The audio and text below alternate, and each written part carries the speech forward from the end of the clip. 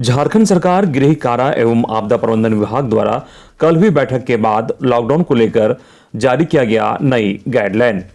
नए गाइडलाइन के मुताबिक 12 बिंदुओं पर प्रतिबंध लगाया गया है।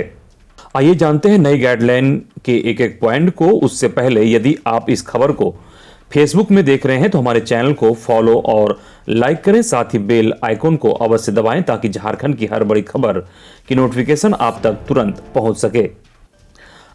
आपदा विभाग द्वारा जारी नई गाइडलाइन के मुताबिक 100 से अधिक व्यक्तियों की सभी बाहरी सभाओं पर प्रतिबंध है। दूसरा पॉइंट में 100 से अधिक व्यक्तियों या हॉल क्षमता के 50% से अधिक सभी इंडोर मंडली जो भी कम हो वह निषेध है, उस पर रोक लगा हुआ है। वहीं ऑफलाइन शैक्षणिक गतिविधियों के लिए स्कूल, कॉलेज, कोचिंग संस्थानों सहित सभी शैक्षणिक संस्थान बंद रहेंगे। छात्रों को इस दौरान डिजिटल सामग्री, ऑनलाइन शिक्षा प्रदान करना जारी रहेगा। सभी ऑफलाइन परीक्षाएं स्थगित रहेगी।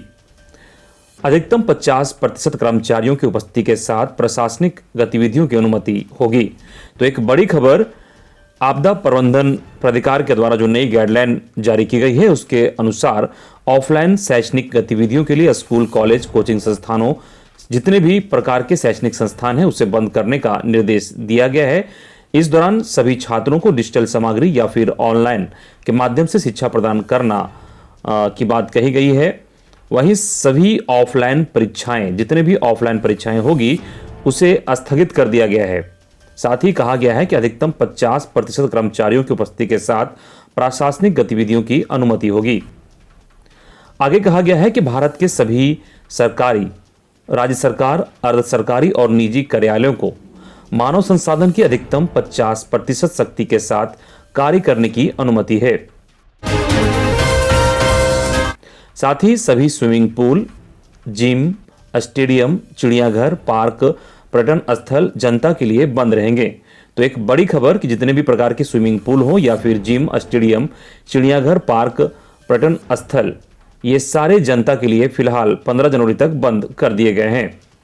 साथ ही रेस्तरां, बार, सिनेमा हॉल, दुकानें, शॉपिंग मॉल यह सुनिश्चित करेंगे कि किसी भी समय व्यक्तियों की संख्या 50% क्षमता से अधिक ना हो। तो एक बड़ी खबर कि रेस्तरां, बार और सिनेमा हॉल खुले रहेंगे, लेकिन वहां पे 50% क्षमता से अधिक की उपस्थिति नहीं होनी चाहिए। शॉपिंग मॉल भी खुले रहेंगे, दुकानें भी खुली रहेगी। वहीं बार, दवा की दुकानें, ईंधन की दुकानों को छोड़कर सभी दुकानें और शॉपिंग प्रतिष्ठान रात 8 बजे के बाद नहीं खुलेंगे, अर्थात 8 बजे के बाद सुबह 6 बजे तक लॉकडाउन रहेगा। नई गाइडलाइन के मुताबिक सभी जुलूस प्रतिबंधित हैं। सभी मेलों और प्रदर्शनियों पर भी प्रतिबंध लगा है। जितने भी प्रकार के त्यौहार या फिर प्रदर्शनी हो उस पर तत्काल फिलहाल 15 जनवरी तक रोक रहेगा और जुलूस पर भी प्रतिबंध, किसी भी प्रकार के जलसे का आयोजन नहीं होगा। साथ ही आगे कहा गया है कि बिना मास्क, फेस कवर के किसी भी व्यक्ति को किसी भी सार्वजनिक स्थान पर प्रवेश की अनुमति नहीं दी जाएगी। बिना मास्क या फेस कवर के किसी भी व्यक्ति को किसी भी सार्वजनिक स्थान पर प्रवेश की अनुमति नहीं दी जाएगी। खाने पीने की अवधि को छोड़कर सार्वजनिक स्थान पर हर समय मुंह और नाक को ढकने वाले मास्क, फेस कवर के साथ मास्क, फेस कवर पहनना अनिवार्य होगा। ये नई गाइडलाइन के मुताबिक कहा गया है कि फेस कवर या फिर मास्क को लगाना अनिवार्य कर दिया गया है। सिर्फ आप खाने पीने की अवधि को छोड़कर सारे समय आपको मुंह और नाक को ढकने के वाले मास्क या फेस कवर के साथ मास्क या फेस कवर पहनना अनिवार्य कर दिया गया है। संलग्न दिशा निर्देशों और राज्य के दिशा निर्देशों का पालन किया जाएगा। वहीं आगे कहा गया है कि इस दिशा निर्देशों या संलग्न राज्य के निर्देशों का उल्लंघन करने वाला कोई भी व्यक्ति आईपीसी की धारा 188 के तहत उनके विरुद्ध कानूनी कार्रवाई की जाएगी और अन्य कानूनी प्रावधानों के तहत आपदा प्रबंधन अधिनियम 2005 की धारा 51 से 60 के प्रावधानों के अनुसार कार्रवाई के लिए उत्तरदायी होगा। तो एक बड़ी खबर कि अगर आप इन सारे प्रतिबंधों में से किसी पर भी आप उल्लंघन करते हैं तो आईपीसी की धारा 188 के तहत कानूनी कार्रवाई की जाएगी। साथ ही आपदा प्रबंधन अधिनियम 2005 की धारा 51 से 60 के प्रावधानों के अनुसार आप कार्रवाई के लिए उत्तरदायी होंगे। वहीं धार्मिक स्थलों को लेकर जो नई एसओपी जारी की गई है उसके मुताबिक कंटेनमेंट जोन में धार्मिक स्थल बंद रहेंगे। इसके बाहर धार्मिक या प्रार्थना स्थल में 2 लोगों के बीच 6 फीट की दूरी जरूरी है। लोग अधिकतम 100 या क्षमता के 50% ही मौजूद रह सकेंगे। सामाजिक दूरी का पालन करते हुए बैठने की व्यवस्था करनी होगी। भीड़ की स्थिति बनाने पर जिला प्रशासन को सूचना देकर समुचित व्यवस्था करानी होगी। सभी के लिए मास्क जरूरी होगा। मूर्ति या प्रतिमा को छूना मना है। प्रसाद वितरण पर रोक है। सामान्य उपयोग वाली दर्री या चटाई का इस्तेमाल नहीं करना है। सफाई का खास ध्यान रखना होगा। केवल बिना लक्षण वाले भक्तों को प्रवेश दिया जाएगा।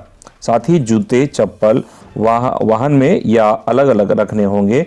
प्रवेश और निकास के लिए अलग द्वार। प्रतिदिन पूरे परिसर की सफाई या सैनिटाइजेशन करानी होगी। वहीं दुकानों में सैनिटाइजेशन और 2 गज की दूरी जरूरी होगी। प्रवेश पर सैनिटाइजर रखें। सामाजिक दूरी का उल्लंघन न हो। ग्राहक और वर्कर मास्क पहनेंगे।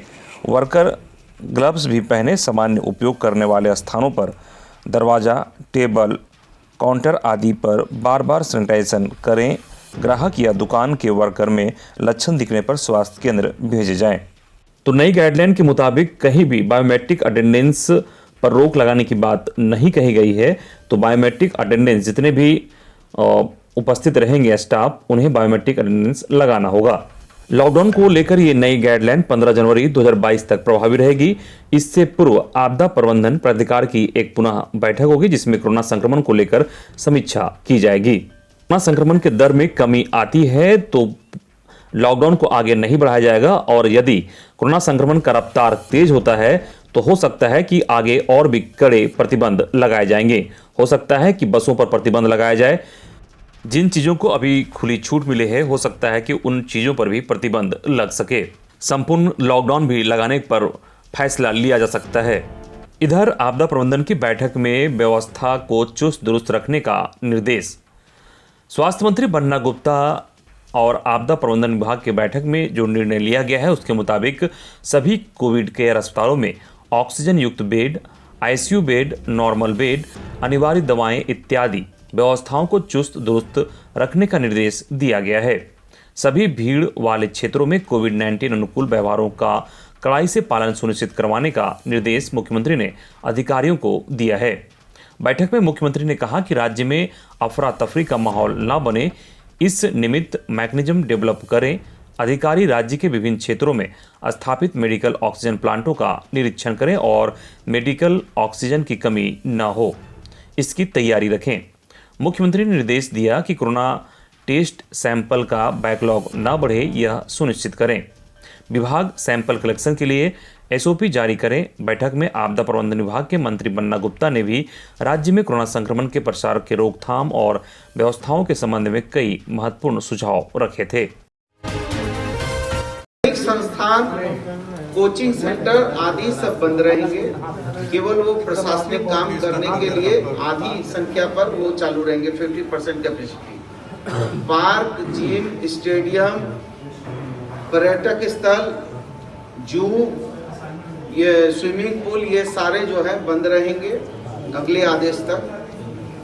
और रात जो नॉर्मल 8 बजे रात तक सभी व्यावसायिक प्रतिष्ठान बंद होंगे। केवल 3 चीजें, बार, रेस्टोरेंट और मेडिकल को छोड़कर बाद बाकी बंद रहेंगे। ठीक है। केवल वो प्रशासनिक काम करने के लिए आधी संख्या पर वो चालू रहेंगे, 50% कैपेसिटी। पार्क, जिम, स्टेडियम, पर्यटक स्थल, जू, ये स्विमिंग पूल, ये सारे जो है बंद रहेंगे अगले आदेश तक। और रात जो नॉर्मल 8 बजे रात तक सभी व्यावसायिक प्रतिष्ठान बंद होंगे। केवल 3 चीजें, बार, रेस्टोरेंट और मेडिकल को छोड़कर बाद बाकी बंद रहेंगे। ठीक है।